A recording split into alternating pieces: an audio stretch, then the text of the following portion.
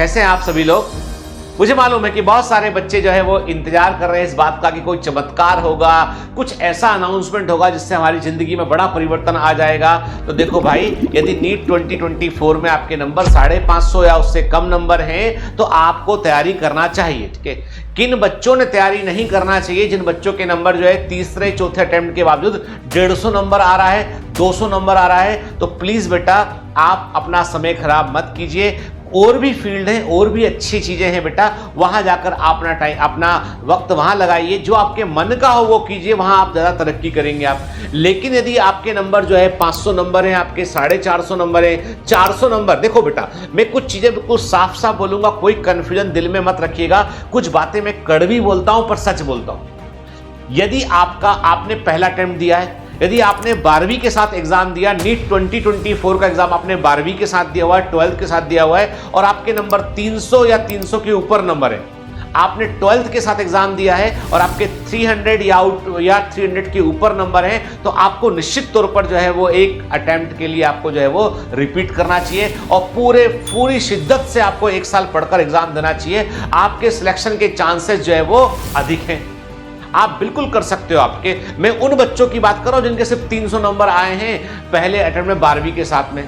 ठीक है, और यदि 12वीं के साथ में आपके नंबर 400 या 400 के ऊपर नंबर है आपके, तो मतलब आप फैंटास्टिक कैंडिडेट हैं जो 700 नंबर के ऊपर भी पहुंच सकता है। एक साल जमकर मेहनत करनी है आपको। जो जो कमियां रह गई हैं पढ़ाई में, जो जो चीजें जगह आप डेविएट हुए थे, उन चीजों को छोड़कर एक बार अच्छे से पढ़ लीजिए, 700 नंबर के ऊपर आपके आएंगे। और पहली बार आपने 12वीं के साथ एग्जाम दिया है और आपके 500 नंबर के ऊपर है, तो बेटा आप जो है वो छोड़ कर आओ। ठीक है, तो एक साल पूरा देना है आपको अपने आप को। तो मतलब जिन बच्चों के 12th के बाद जो है वो 300 नंबर या उसके ऊपर नंबर है, मतलब उन्हें एग्जाम की तैयारी एक साल रिपीट लेके, ड्रॉप लेके या रिपीट करके जमकर तैयारी करना चाहिए। कुछ दूसरा काम नहीं करना चाहिए। एग्जाम निकलने की संभावनाएं सबसे अधिक है। सर 300 से कम है तो क्या?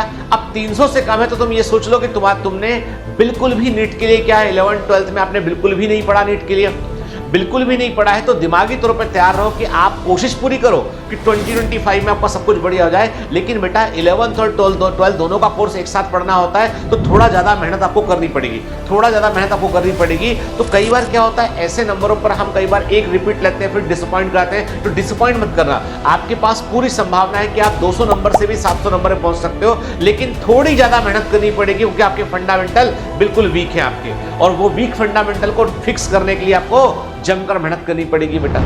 ठीक है, 100 से कम नंबर है पहली बार में, तो भैया पूछ लो अपने आप से कि करना भी है कि नहीं करना है, करना भी है कि नहीं करना है। केवल जिद में तो नहीं आ गए हम करने के लिए, घर वाले धक्का मार दिए डॉक्टर बनना है तो अपन आ गए। अपनी इच्छा नहीं है तो मत करो भाई, इच्छा है तो करो। ठीक है, क्लियर।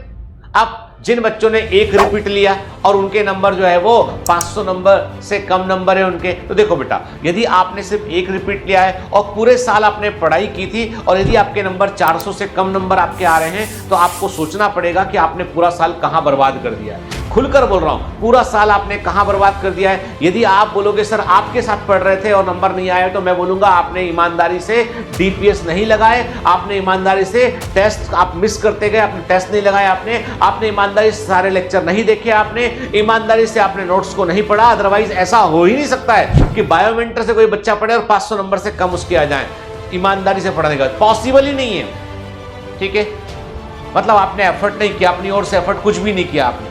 तो सोच लो, अपने आप से पूछ लो कि क्या वाकई में, यदि एक साल, क्या मैंने, पहला प्रश्न तो अपने आप सुना चाहिए, क्या मैंने वाकई में ईमानदारी से एक साल पढ़ाई की? यदि मैंने ईमानदारी से एक साल पढ़ाई नहीं की है तो खरी खरी अपने आप को सुनाओ कि मैंने क्या बेईमानी की। लिखो 10 कारण, कागज पे 10 कारण लिखो कि मैंने क्या क्या गलतियां दोहराई है, क्या क्या गलतियां मैंने की है और इन गलतियों को मुझे दोबारा नहीं करना है, तो ही मैदान में आना।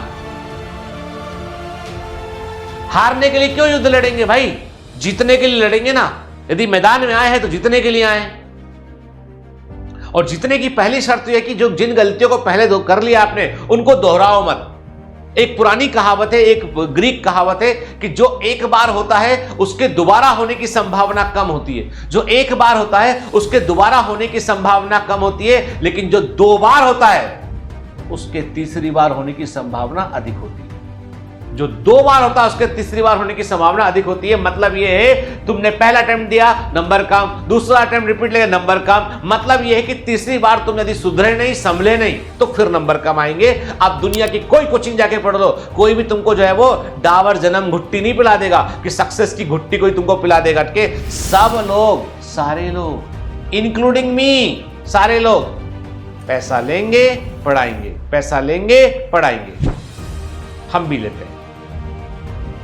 लेकिन सच्चाई तो यह है कि किसी के पास जादू वाला मंत्र कुछ नहीं है कि मैं आपको कोई जो है वो ऐसी कोई माला लाके दूंगा, बोलूंगा ये है माला, चमत्कारी माला, इस माला को तुमने बस तुमने गले में डाल लिया, तुम्हारा जीवन धन्य हो जाएगा और तुम एग्जाम में जो है वो 700 नंबर से ऊपर लेके आओगे। इस माला की कीमत है टिनिंग टिनिंग 1 लाख रुपए की माला है, क्या तुम लेना चाहोगे? ठीक है, मेरा जीवन शुद्ध अच्छा हो गया जब से मैंने सर की माला ली। अरे भाई ये सब ब्लफ है, सब ये जो है वो झूठ है, कुछ नहीं होता। ठीक है, तुम पढ़ोगे नहीं, संभलोगे नहीं, सुधरोगे नहीं, तो कभी बदलोगे नहीं, तो कैसे सफल होगे भाई बताओ? ठीक है, तो रिपीट लेने के बाद जिनके 400 नंबर से कम आए हैं अपने आप से पूछ लें कि वाकई में आपने ईमानदारी से 1 साल मेहनत की थी, नहीं की थी तो इस बार कमर कस लो। वो गलती दोबारा नहीं करेंगे हम। निकलने के लिए 1 अटेम्प्ट काफी होता है, निकलने के लिए 1 अटेम्प्ट काफी होता है। ठीक है, पूरी शिद्दत से दिया आपने, 1 अटेम्प्ट दिया काफी होता है। बदकिस्मती रही तो 2 अटेम्प्ट, रेयरेस्ट कंडीशन है 3 अटेम्प्ट, रेयरेस्ट कंडीशन है। तो भैया देख लो, तुम टोपी लगा रहे हो इसके सिर पे, उसके सिर पे, और सच में टोपी तुम्हारी खुद के सिर पे है। कड़वी बात पर सच्ची बात। और यदि आपने रिपीट लिया था, आपके 600 नंबर आ रहे हैं बेटा, 550 नंबर आ रहे हैं, तो देखो बेटा मैं आपकी मेहनत का पूरा सम्मान करता हूं, आपने बहुत मेहनत की है आपने, तो आपको जो है वो डिजर्व करते हो आपके 700 नंबर के ऊपर जाओ, अच्छे कॉलेज में आप पहुंचो। तो प्लीज बेटा वक्त को बिल्कुल एक भी दिन, एक भी घंटा बर्बाद मत करो। आओ साथ मिलकर मेहनत करते हैं, जमकर पढ़ेंगे, मेहनत करेंगे और फोड़ देंगे एग्जाम में। मेरे पास कुछ बच्चे हैं यहाँ पे आए हुए ग्लेटर बैच के अंदर, 600 नंबर के ऊपर उनके, जिन्होंने फर्स्ट अटेम्प्ट में 12वीं के साथ 600 नंबर से ऊपर है, लेकिन वो यहाँ आ गए। उन्होंने कहा सर के पास जाएंगे, अब सर जैसा बोलेंगे वैसा करेंगे।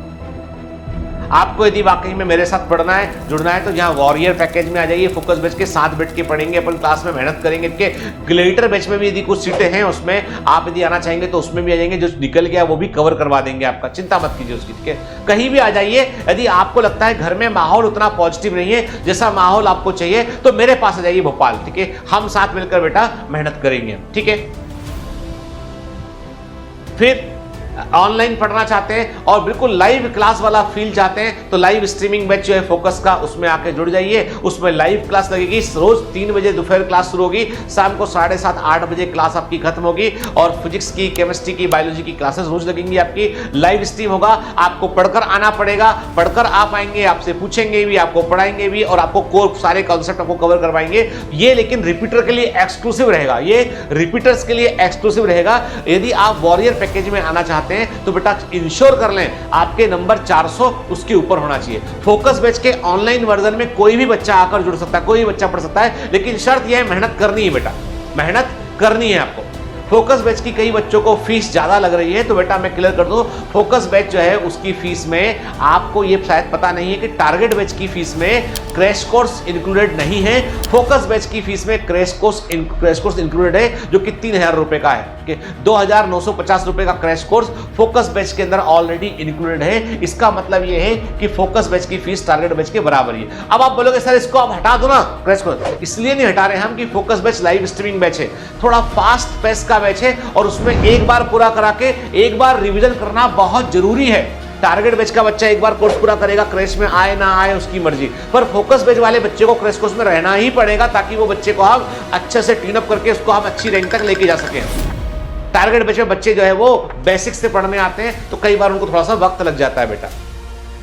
तो फोकस बैच में जो बच्चे पढ़ने आ रहे हैं वो ध्यान रखें बेटा कि आपकी क्रैश कोर्स की फीस भी उसमें इंक्लूडेड, इसलिए फीस आपको ज्यादा लग रही है, अदरवाइज फीस की कम है। 1500 रुपए उसमें लॉयल्टी डिस्काउंट है, 10,000 में से 1500 कम कीजिए, 8,500 आपकी फीस है। 8,500 में से आपके 2900 रुपए, 3,000 रुपए आप कम कर लीजिए क्रैश कोर्स का, तो 5,500 फीस ही है उसकी। तो क्रैश कोर्स की फीस ऑलरेडी इंक्लूडेड है फोकस बैच में, इसीलिए वो फीस आपको ज्यादा लग रहा है बेटा। ठीक है, तो बच्चे, और रही बात आप बोलोगे टारगेट में डिस्काउंट मिल जाएगा क्रैश में, नहीं, इस बार कुछ नहीं मिलेगा, इस बार जो है वो रहेगा। क्योंकि कारण ये है बेटा कि चीज़ें बहुत एक्सपेंसिव हो गया सिस्टम पूरा, तो उसको चलाने के लिए हमको जो है वो, और बच्चे थोड़े से कम देखो क्या होता है, जितने अधिक संख्या में बच्चे होंगे फीस उतनी जो है वो बढ़ जाएगी, उतनी खर्चा को, कई खर्चे फिक्स होते हैं, कई खर्चे फिक्स होते हैं। हम एकदम ईमानदारी की बात करते हैं क्योंकि हम बहुत बड़ा धंधा नहीं करते, इसलिए हम ईमानदारी की बात करते हैं। जितने नंबर ऑफ स्टूडेंट बढ़ते हैं जाते हैं बेटा, उतना जो है वो खर्चा जो है वो शेयर हो जाता है, तो उतना कॉस्ट उसका कम हो जाता है। ठीक है, कोई एक लेवल के बाद फिर कॉस्ट जो है वो कम होने लगता है उसमें। तो शायद बायोमेंटर्स की दिक्कत वही है कि अभी हम बहुत लोगों तक पहुंच नहीं पा रहे हैं हम,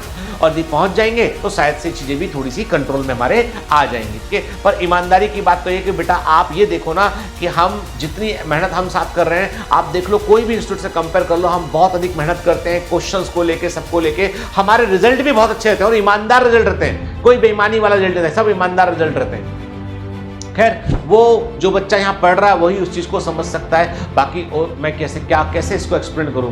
मैं तो यही बोलूँगा, कहीं भी पढ़ो बेटा, पर एक साल ईमानदारी से पढ़ लो, अपने आप को ऑनेस्टली एक साल दे दो, आप एग्जाम में अच्छा करोगे। कुछ गलतियाँ जो हम अक्सर करते हैं, जैसे कि हम क्या करते हैं, हम अपने आप को इंट्रोस्पेक्ट किए बगैर हम बाहर वालों को पे तोहमत लगाते कि मम्मी ने ऐसा कर दिया, पापा ने ऐसा कर दिया, घर की परिस्थिति ऐसी थी, ये वैसा था, वो वैसा था। नहीं, कुछ नहीं, सब सेकेंडरी चीजें हैं। पहले है तुम्हारे अंदर की इच्छा, वो कितनी स्ट्रांग थी कि तुमको कोई फैक्टर डिस्टर्ब ना कर पाता, उसको स्ट्रांग कर लो अंदर से। वक्त का आपको बदलना है तो पहले अपने आप को बदल लो, वक्त को बदलना है तो पहले अपने आप को बदल लो। अपने आप को बदलोगे, वक्त बदलने की तासीर तुम्हारे अंदर आ जाएगी। ठीक है, खैर जो भी है, मैं आपसे यही बोलूंगा बेटा कि 22 तारीख से फोकस बैच हमारा शुरू हो रहा है, और उस फोकस बैच के लिए हम लोगों ने बहुत तैयारी कर रखी है। कोशिश पूरी करेंगे कि हम आपको जो है सबसे बेस्ट एक्सपीरियंस जो ऑनलाइन में हो सकता है लाइव स्ट्रीम में, वो आपको हम प्रोवाइड करें, आपको बिल्कुल रियल क्लास वाली फीलिंग आए, आपको लगे कि सर हाँ हम क्लास के अंदर ही पहुंच गए हैं, वैसी वाली फीलिंग आपको आना चाहिए। ये पूरी मैं कोशिश अपनी तरफ से ईमानदारी से करूंगा। ठीक है, और थोड़ा सा क्या है बेटा, कभी कभी लाइव स्ट्रीम में होता है, कभी लाइट चला गया, कभी कुछ होगा, छोटे मोटे इशू होते रहते हैं उसमें, तो खैर हम उनसे निपटेंगे और क्या कर सकते हैं हम, क्योंकि रिकॉर्डिंग में सब चीज़ें कहती है सॉर्टेड होती है एकदम से कि भाई पहले से रिकॉर्ड हो गया है, फिर वो रिलीज होएगा आपका सब। लेकिन लाइव में थोड़े बहुत डिस्टर्बेंस, कभी मान लो किसी फैकल्टी की तबियत खराब होगी तो कोई और फैकल्टी क्लास लेगा, छोटे छोटी चीज़ें जो है होती रहती है, तो करेंगे हमें, मतलब वो तो लाइव क्लास जैसी हो गया ना बेटा, वो तो वैसी वाली बात है। ठीक है, चलिए, तो मेरा कहना आपसे सिर्फ है कि प्लीज बेटा प्लीज के, और आपके तीसरा चौथा पांचवा अटेम्प्ट है और 300 नंबर है, प्लीज अत्याचार मत करो अपने ऊपर, अपने घर वालों के ऊपर। पांचवा अटेम्प्ट है, 250 नंबर है, क्यों अत्याचार कर रहे हो अपने ऊपर, क्यों समय खराब कर रहे हो, क्यों घर वालों को दुखी कर रहे हो। कोई दूसरा आदमी ये बात नहीं बोलूंगा, मैं खुल के बोल रहा हूं आपसे बात। पांचवा अटेम्प्ट, 250 नंबर, इच्छा बहुत है साहब, डॉक्टर ही बनना है, तुम्हें टाइम पास करना है, तुम्हें कुछ नहीं बनना है। तुम झूठ बोल रहे हो अपने आप से, दुनिया से। कभी मन में झांक के देख लेना एक बार। 5 अटेम्प्ट, 250 नंबर, अरे सर आप क्या जानो मेरी परिस्थिति। ठीक है, तुम ज्वालामुखी से को कूदते हुए, है ना, अब आंख के दरिया को पार करते हुए, पेड़ों के झुरमुटों से दौड़ते हुए, शेर तुम्हारे पीछे पड़ा, उसके बाद आके तुम पढ़ रहे हो। मान लिया मैंने, सारे कष्ट तुम्हारे मान लिए मैंने, लेकिन 5 अटेम्प्ट 250 नंबर, मतलब वो 5 अटेम्प्ट 0 अटेम्प्ट है, वो तुमने एक भी बार ईमानदारी से प्रयास नहीं किया। मैं ये नहीं बोलता हूं कि तुम्हारा दिमाग 0 है, मैं ये बोलता हूं तुम्हारे प्रयास 0 है। मैं ये बिल्कुल नहीं बोलता कोई बच्चा जो है वो नहीं निकल पा रहा है, वो बुद्धू है या मूर्ख है। मैं बोलता हूं तुम्हारे प्रयासों में मूर्खता है, तुम्हारे प्रयासों में मूर्खता है। तुम मूर्ख नहीं हो, तुम तो होशियार आदमी हो, लेकिन तुम प्रयास वही कर रहे हो। आज मेरा मन क्या है, मैंने कहा खुली खुली खरी खोटी सुनाता हूं, मैं बोलता हूं, सच बोलता हूं। नहीं तो आपको लगता है जब भी अच्छी बात बोलता आपको लगता है सर तो बिजनेस करने आ गए, बेचने आ गए। अरे नहीं बेचना कुछ यार हमको, नहीं बेचना कुछ हमको, लेकिन तुमको सच तो बताना पड़ेगा, क्योंकि तुम सोचते हो मैं अकेला, मैं, अरे तुम्हारा इतना अहंकार इतना अहम हो चुका है कि वो अहंकार कोई मतलब नहीं है। माता पिता की तरफ कभी देख लो, 6 अटेम्प्ट लगा दिए, नहीं निकल रहा एग्जाम, उसके बाद बोल रहे हो ऐसा हो गया ना वैसा हो गया, ये कहानी वो कहानी। अरे कितनी कहानियां नहीं सुनेगा कोई आदमी, किसी को इंटरेस्ट नहीं कहानी में। तुम एक बार ईमानदारी से पढ़े क्या, ये बताओ मेरे को। पढ़े हो, नहीं हो रहा है तो फील्ड चेंज करो, नहीं पढ़े हो, मन नहीं है तो फील्ड चेंज करो, और पढ़ना एक बार ईमानदारी से तो आ जाओ, साथ मिलकर मेहनत करेंगे, आ जाओ फिर।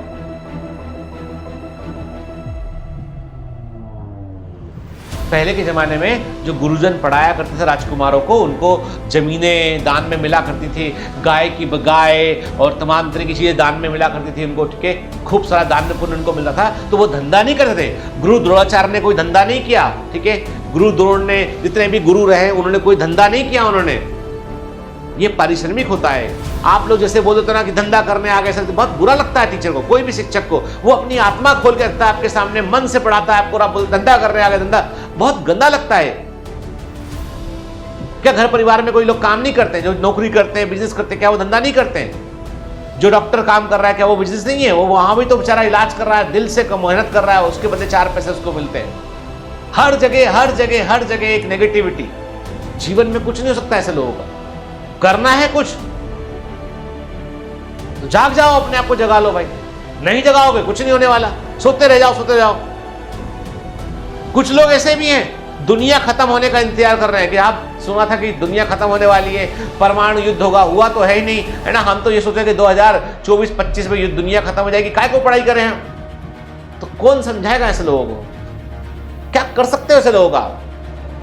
चलो मुद्दे पे लौट के आते हैं। यार देखो ऐसा है बेटा, मैं ईमानदारी से, हम लोग पूरी टीम हमारी कोशिश करेगी आपको अच्छे से पढ़ाने के लिए बेटा, और हम कोशिश पूरी करते हैं। ईश्वर हमको जो है वो ताकत दे, क्षमता दे कि हम आपकी सफ़र में बड़ा महत्वपूर्ण योगदान दे सकें, आपकी इस लड़ाई में हम आपको सही से ट्रेन कर सकें। कमांडो ट्रेनिंग के समान है बेटा, थोड़ा सा डिसिप्लिन रहता है, बायोमिलिट्री में थोड़ा मेहनत करना पड़ता है। वॉरियर पैकेज में बच्चों को यहाँ आना पड़ेगा, यहाँ के रह के हॉस्टल अपना अरेंज करना पड़ेगा, उनको सब कुछ चीज़ें करनी पड़ेंगी। थोड़ा महंगा कार्यक्रम है वो, यदि आपको अफोर्ड कर सकते तो आप आ जाइए मेरे पास में, डायरेक्ट 1-to-1 कॉन्टैक्ट रहेगा। और यदि आप ऑनलाइन पढ़ना चाहते हैं ऑनलाइन आके जुड़ जाइए बेटा, ठीक है ना।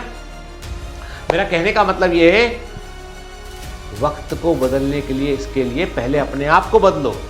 अपने आप को बदल लोगे तो वक्त को बदलने की तासीर तुम्हारे अंदर आ जाएगी, ठीक है। चलिए बाय बाय।